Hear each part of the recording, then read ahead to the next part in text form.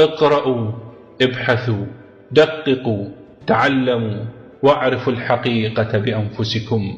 لا تتكلوا على أحد ليقرر لكم آخرتكم، فتندموا غدا حيث لا ينفعكم الندم.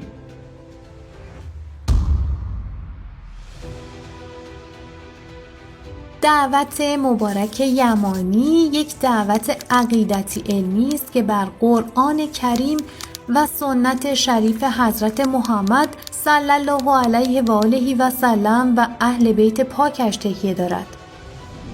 هدف آن بیان عقیده حقه نسبت به دین حنیف محمدی و علل خصوص هدفش بیان صحیح جریان امام مهدی است و همچنین قصد دارد با آماده سازی اذهان مؤمنین و مسلمانان و همه اهل زمین برای قبول دعوت قائم آل محمد که در قرآن کریم و سنت شریف اهل بیت و دیگر کتب آسمانی به آن بشارت داده شده است زمینه سازی نماید.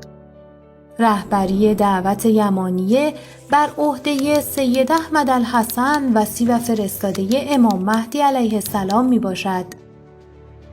ایشان برای اثبات حجیت خود بر جمیع مردم جهان با قانون ثابت که همراه و ملازم همیشگی فرستاده های الهی است آمدند. همچنین سید احمد الحسن این توانایی را دارند که با اهل هر کتاب و آیینی با کتاب و اعتقاد خودشان احتجاج کنند و خود را از میان عقاید و تفکراتشان ثابت کنند. در میان مخاطبین این دعوت گروه خدا ناباوران و ندانم گرایان نیز از این قاعده مستثنا نیستند و سید احمد الحسن به طور مفصل با بیان مباحث علمی مورد قبول خدا ناباوران به اثبات وجود خداوند می‌پردازد.